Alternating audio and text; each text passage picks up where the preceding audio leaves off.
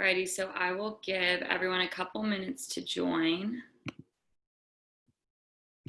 So we'll start at 2:03.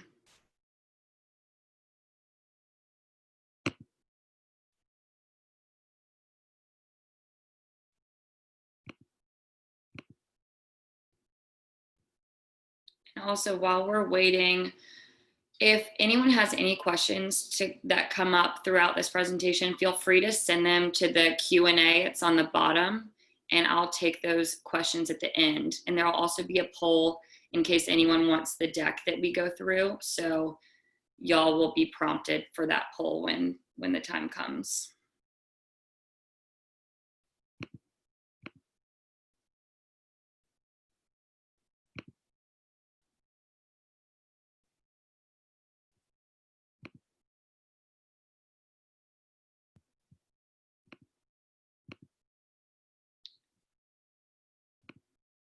And also, everyone, welcome to my home. I just moved into a new apartment and my office chair has not gotten here yet. So I'm sitting on the floor in front of my couch, which is so weird because a year ago I gave this exact same presentation and we were all in the office, obviously. So different scenery this time, but same good info. And I'm glad all of y'all are here joining us.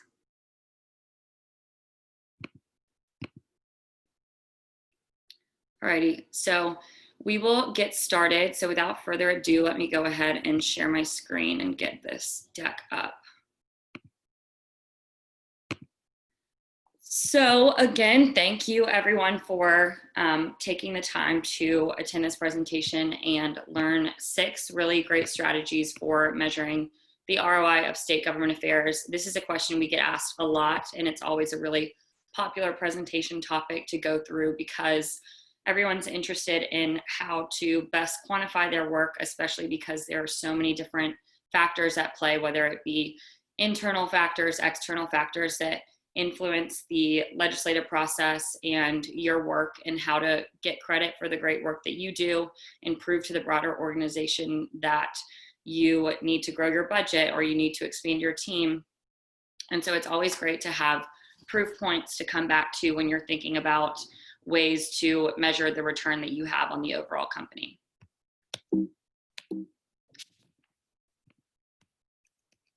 Oops. So about me, my name is Paige. I've been with Quorum for over 3 years now, which is crazy to think about. I'm originally from Savannah, Georgia. I went to the University of Georgia. Go Dogs. Hope we have a football season this year. And I work on our business development team. And if anyone is unfamiliar with Quorum, we've built public affairs software that helps you work smarter and move faster and map, track, change, and report on your policy landscape. So the agenda for today, as I mentioned, there are going to be 6 different strategies. What we've done is compiled these through our conversations with current clients, people in the industry, prospective clients, and just all of the conversations that we've heard to get a really broad brush of the different strategies that teams are using right now. So you might not resonate with every single one of these strategies. That's why there are 6, because there's not a one-size-fits-all way to measure your team's work. And ultimately, it's going to come down to the dynamics of your team and what you think is going to make the biggest impact when you are communicating internally to the C-suite or just executives in general about what's really going to resonate with them based on your organization type, team size, etc. So the first one that we're going to go through is the dollars and cents financial impact of state government affairs. This one is going to work best for corporations and trade associations, that it's really easy to quantify financial impacts, especially if you are creating a product and there's a business unit that a piece of legislation or a regulation might negatively or positively impact that production of said widget, for example. And also for every single strategy that we're going to go through, it's basically going to be, what is the strategy, how do you do it, and why is it valuable? So this one is going to be a way to associate a dollar value with a piece of legislation and then use that metric to determine how much your team is willing to spend to fight in support or opposition of that issue. So as you all know, 50 different states, there are a lot of different ways that you can spend your time. And so really making it easy to triage all of the issues that go on and determine how much of your time and energy to spend on a given issue. So how would you do this? First, there's a Fortune 100 company that refers each policy to the business unit that would be impacted. So for example, if a piece of legislation comes up that impacts the production of washing machines, what they would do is determine the number of units that are going to be impacted and then calculate the costs that will be incurred from that legislation passing or failing. And so without a formula, you can just track issues that you're working on in a spreadsheet, whether it's Excel, Quorum, SharePoint, and then assign a dollar value to each issue. And then you're able to track the outcome of that policy and if the financial impact was realized. So this will give you a good visual representation of, oh God, we probably need to work on the health issue versus the trade. Let's go work on that before any other issue because it's going to have a much more outsized financial impact than other issue areas. And also, understandably, this measurement strategy is not the best for everyone. Like I said, it's going to work best with corporations or trade associations who work in things like consumer goods or trade, where it's easier to quantify the financial impact. It also often requires buy-in from your finance team if they want to help you model this. If you have a hankering for Excel and you really like putting data projects together, absolutely go for it. But if you don't, then you might need the finance team's help to do that.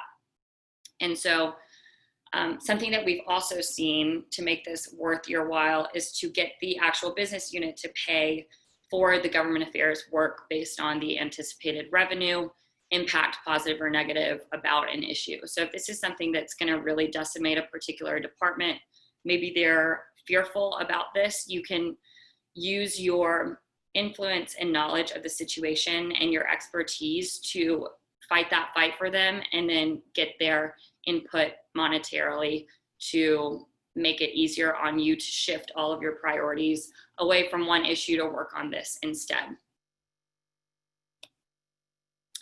The second strategy is the rate of preferred state legislative outcomes. And what this one is it's relatively straightforward and essentially answers the question of, did our work lead to our preferred legislative or regulatory outcome? So for instance, as you're going through and tagging bills throughout the year, you might oppose 68 of them, support 112, and watch 43. So at the end of the year, you're able to see the amount of different bills that you worked on and your stance on a given bill, and then juxtapose it with their legislative outcome. So you're able to see things like, okay, so what happened to all of the bills that we opposed this year? Of the 68, 31% of them passed, 69% of them failed. So that tells us that our team was more or less effective at killing the bills that we opposed. And this will also help you figure out where your team's strengths or weaknesses are and how to get better at them in the future. So you can dive into that 31% and see, okay, what happened to those 21 bills? Was that more in our control or out of our control? And how do we adjust for the next year in session? Conversely, you can see what happened to the bills that y'all supported this year. So of the 112, 55% passed, 45% failed. So why did that happen? It seems like we were maybe more effective at killing bills versus getting more support on our issues. So again, gives you more data to dive into and figure out the factors that led to these outcomes. Another way that you can break this down, if you're going through and tagging these bills throughout the year by their issue area, you can see where your team was really successful in broken down by issue. So for instance, really successful at trade. And why was that? Maybe there are a lot of state legislators that we knew very well that work on trade issues and they trusted what we were saying, and maybe not environmental, legislators as much. So it gives you another insight into where your team is excelling. Another way to look at this is year over year. So have we gotten better at killing bills that we opposed? Have we gotten better at passing legislation that we support? And if so, why? If not, why not? So how to do this? It's going to be best for especially state legislative teams, because you are tracking hundreds, if not thousands of bills per session, to have a system that does this for you. So you're, again, not in Excel unless you, for whatever reason, love to use Excel. And then you're able to better tag things systematically, whether it's by issue, stance, or priority. And a lot of times, systems will track those stance changes for you so that you don't, let's say something just passed the first house, you're able to see that automatically versus going into an Excel spreadsheet and tallying that up. And then you're able to report on trends of legislation passing or failing a lot easier. Third is stakeholder scoring. So what this strategy does is evaluates your team's ability to improve your relationships with stakeholders. So you need to know how stakeholders started the year off in relation to your organization, whether they're friendly, whether they're completely unknown, and how they ended the year to better quantify and measure your team's relationship building abilities. So a couple of common ways that we see teams doing this right now is categorizing their targets in detractors, neutral, or champions. So do they support our issues? Are they neutral on our issues, kind of disinterested? Or are they straight up detractors and are not on our side a lot of times? And because there are thousands of state legislators, this is really good to see where all your ducks are and make sure that you have a good quantitative measure for all of those relationships versus just keeping all of that information in your head and having to think anecdotally about where someone might fall on the spectrum. What you can also do is measure by how well the stakeholder knows you. So whether they know your team, your top issues, and ultimately the highest level there would be to answer your calls. And then probably the highest level after that would be to come to you about an issue first versus having to go to them. So if they trust you and trust your input and know that you are a thought leader on a particular topic, that's a great, great sign. And this is where, if you do this systematically, you can start to see year over year how your stakeholders changed, which gives you a really good benchmark for and a proxy for your team's ability to change the hearts and minds of all of these stakeholders that are going to have an impact on your legislation and organization. So for instance, you can see that at the beginning of 2019, there were a lot of detractors versus at the end, so that's great. Similarly to neutral and champions, you created a lot more champions. And then you're able to dive into those individual categories and see where you're really effective at moving them 1 or 2 levels. So for instance, the detractors at the end of 2019, some stay detractors, that's always going to happen. You can't please everyone, but then some move to neutral and even some move to champions. So that's a wonderful sign if y'all are able to just skip a couple levels and really get deep into that relationship in one session. Same for neutrals, the breakdown, a lot of them are champions, not many move to detractor. If 4% did, let's find out why they did so that we can make sure that that doesn't happen again. And just when it comes to data, more is always better, and it gives you more insights into where you can improve and what you can coach your team on. Likewise with champions, 91% stay champions, that's great. You're building long-lasting relationships. A couple move to neutral, that's understandable.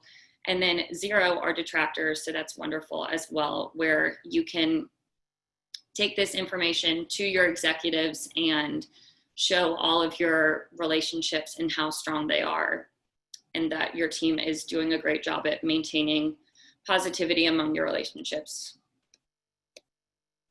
And then number 4 strategy is meeting tracking, but with data. So of course, you just saying that you took 150 meetings per session is not going to give you many actionable insights or tell you that much about your team's effectiveness. There's not much you can do with that metric alone. So what we see a lot of successful teams doing is tagging their meetings with a variety of different data points. So whether this is the issues that you meet about the most or the sentiment of the meetings, this will give you a lot more richer insight into what meetings you are having, what their impact was, and how essentially you spent your time over the session.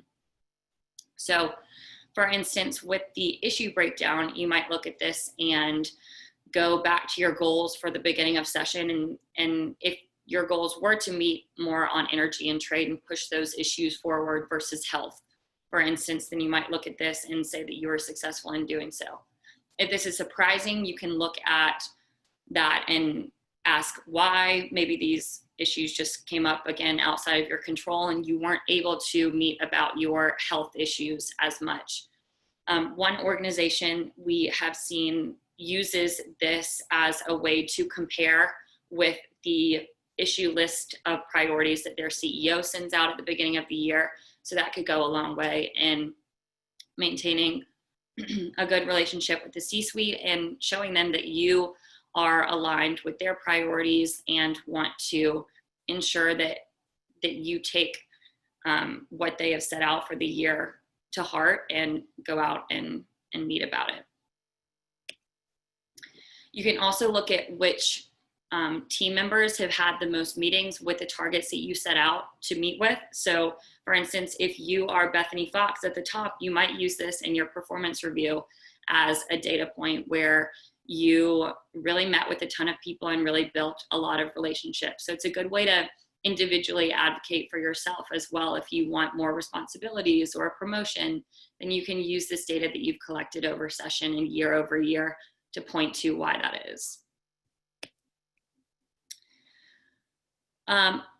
Thirdly, you can look at which stakeholders you met with the most. So if you needed to build stronger relationships in Tennessee and Utah and Ohio, you can look at this and say that you were successful in doing so. And again, compare to the goals that you had set out in the beginning of the year. And sentiment of your meetings. So whether they were positive, neutral, negative, of course, you always want to have positive meetings. You're not always going to have positive meetings. If they're negative, that's a great data point to dig into why that is, whether it's your messaging is just not landing with a particular person, or you learned new information in that meeting that will help you for next meeting so that you don't have an outcome like that. But again, the more data, the better, so that you can dig into all the interactions you're having, because they're going to be thousands, if not in the 5-figure interactions that you're having across your team and across the country. So getting a handle of where you're spending your time. How to do this? Again, great to either build or purchase a system for tracking meetings. A lot of times we hear from teams that they don't want this to be an extra step in their workflow. And also from, if you're the head of a team, you want to be able to market this as something that is not going to be an additional step and is actually going to benefit everyone for a variety of different reasons, especially if you have a new team member onboarding and you want to get them up to speed on your relationships. You'll have that institutional knowledge locked in. Or for teams where someone might be retiring or going on to a new opportunity, but you don't want all of their institutional knowledge and relationship history to leave with them. So this is a good way to systematize and centralize all that information so everyone stays on the same page and you're not duplicating conversations or duplicating meetings when you've already discussed the same issues, and you're able to not cross wires that way if everyone has access to the exact same database and information.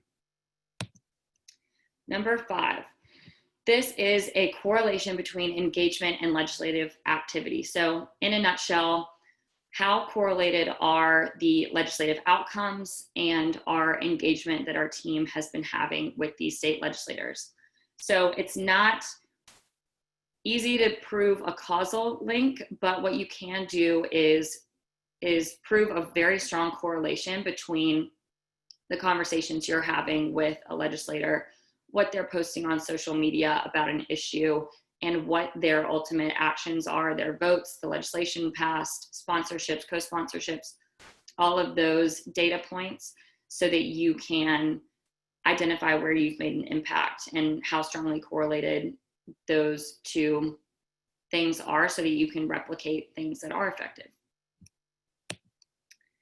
So what this might look like in practice is a graph like this, where you have rows of the legislators and then columns where you can track things like your social media dialogue or engagements with their team, or what they're saying about your issues or your organization, or if they're tweeting when they have a site visit. And so counting all of these engagements besides just a straight up meeting goes a long way in further quantifying and pulling in all of the different factors that lead to the qualitative aspect of having a strong relationship with a legislator. So what you can do here is obviously track all of your engagements with stakeholders. It's going to be really easy for you to pull into a report like this if you already have been tracking your meetings. And then also monitor social media dialogue of your issue, because legislators are super active on social media about everything from popular movies to sports teams to issues. And so it's not only a great way to find organic touch points with an office, but also to include that into what you're tracking as a form of engagement.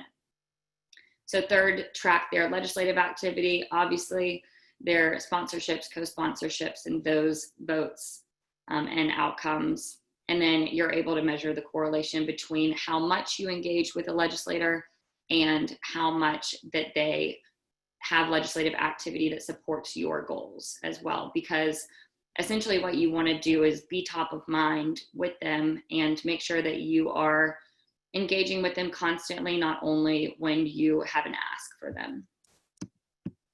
Number 6. So the last one is going to be a lot more qualitative than the others, and this pulls in a ton of different factors that you can choose from. So can get your wheels turning about, and also might scare you a little bit about how many factors influence an outcome. So this will enable you to pull in factors such as social, environmental, all of the external noise that goes on besides you just meeting with an office, so that you're able to determine what necessary factors there are for successful government affairs.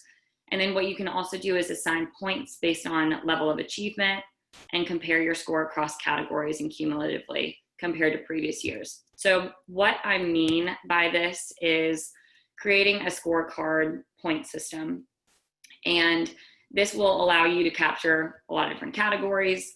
And for instance, environmental factors, like I mentioned, here are 8 different categories that you can set out at the beginning of the year and have as goals. So you're not going to have to reinvent the wheel and figure out what your goals should be or where you should spend your time coaching and improving your team. There's a variety of different factors that you can choose from. So whether this is increasing contacts with interest groups of importance, and maybe this leads to having stronger coalition partners so that you're able to bring a lot more voices to the table besides just your teams, or increasing the number of external supporters of the business, whether this is increasing the amount of grassroots support that you have, or increasing the number of external organizations, kind of talked about that already. Decreasing the number of negative statements from opponents, that's a good one, especially if you have a systematic way to follow organizations or legislators on social media. This will give you a good way to quantify and see who's negatively talking about us. Why are they doing that? Can we reach out to their office, correct their record, and actually see a trend graph over time that we're not mentioned anymore if you don't want to be mentioned? Or in the inverse, if you want positive statements and more visibility and discussion of your issue, you can measure that as well. And of course, there are social factors involved. So this could be internally increasing contacts with a business unit in the company. If you want to change your internal reputation with the company, if people have no idea what you do all day, why are you always on a flight, or we're always on flights at all times, this would be a good way for you to increase awareness of your activities with suppliers or internal contacts, other business units that you don't interact with as much, so that you can, again, pulling in those environmental factors, rally up their support if you have an employee grassroots program and you want to get them involved, but you can't really get them involved unless they know what you do and why they should get involved in the first place. And then government factors, this is going to be things that we have covered so far, basically increasing or deepening contacts with elected officials. This goes back to mapping your stakeholders and really having a good map of where your relationships are and the strength, and being really honest about whether an office likes you or not, or you've had positive interactions with them, or proactively seeking movement on bills. If you want to play offense versus defense more in the beginning of the year and set out to do that, or decrease risk to brand. Again, going back to making sure that people aren't tweeting about you if you don't want to be on Twitter. Not all of us do. So a lot of different government factors, social, environmental, that will create a really robust rubric. And then you're able to assign points to those, especially if certain goals are more important to you than others, and you can just create a scorecard for your team and make sure that you have that information out into the universe, because I know if I don't write down my goals, they're probably not going to be top of mind at all times. So having a scorecard will give you kind of that North Star of where you should be spending your time and energy, and how to increasingly elevate the effectiveness of your government affairs team and make sure that you get all of your goals accomplished for the year and control the controllable ultimately. So those are all 6 strategies. Thank you for walking through them with me. I know it's a lot of information. Again, I mentioned that the deck will absolutely be provided for anyone that wants it. Another slide about quorum, and now Q&A time. So let me go ahead and pull up, stop share, and get Q&A. So if anyone has questions, go ahead and submit them now. I think you might be able to raise your hand.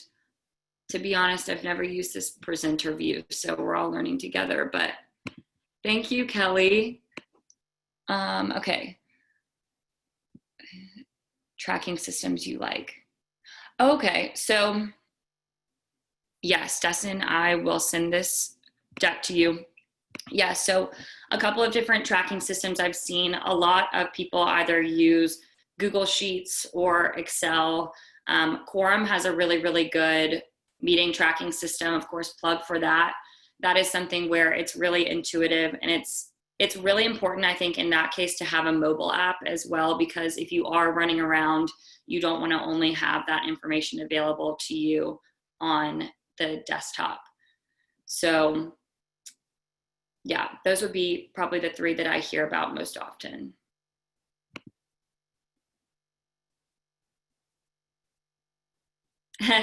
Thank you, Sean. Yes, getting my apartment together as the days go on. And we'll definitely send you the deck. If y'all want to shoot your email into the chat, I can make sure to get the deck to you.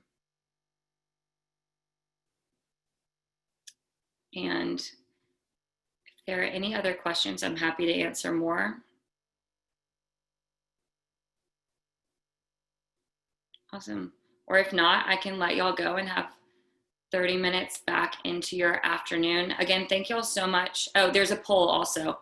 So make sure to take the poll, and thank y'all so much for taking the time to listen to all the strategies. I hope you learned something, and look forward to sharing the deck with everyone and continuing the conversation. Also, if there was something that your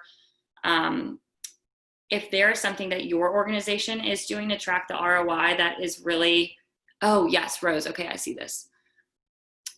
Okay, so Rose is saying that she's been bad about identifying support, oppose, neutral on bills. Will Q do a report on the outcome of the bill?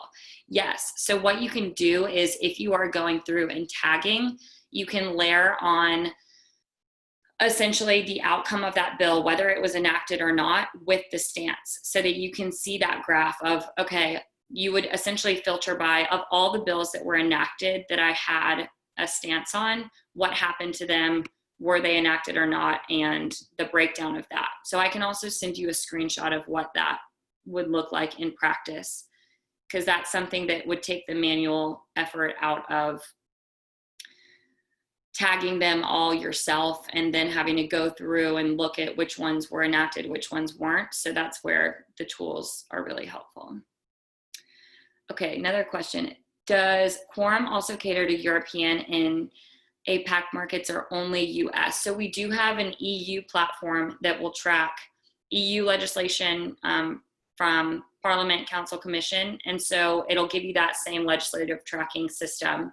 But that is currently the only international legislative tracking we do. But that's also really useful and really comprehensive. And then something else I wanted to plug, if anyone's doing something, okay, are meeting trackers separate only by issue or by local, state, fed? You can track meetings at any level of government. If you want to see just your local meetings, you could. If you just want to see state, federal, you can. But it's really up to you whether you want to segment out that information. But the short answer is you can track meetings at any level of government, because we'll have all the contact information for them as well. So it's just as simple as going in and typing in your notes and logging that, and then your team can see all of the levels of government and all of the meetings and conversations that you've been having across those. But, oh, no. So what I was saying, sorry, I'm so scattered, my trains of thoughts are going all over the place. But if your team is doing something really interesting and innovative with measuring metrics and ROI, I would love to hear from you so that we can incorporate that into future presentations and continue to collect best practices of what's working well for everyone. And then if there aren't any additional questions, thank you all so much for joining me, and I will get everyone the slide deck who have sent in their emails. And thank you again so much. I hope you all have a great rest of your week. And we'll definitely get you recordings as well. If anyone wants my email to make sure I get their recordings, it's just page@quorum.us. And so shoot me an email if you need to.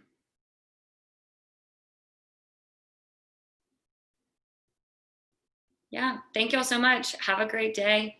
Talk to y'all soon.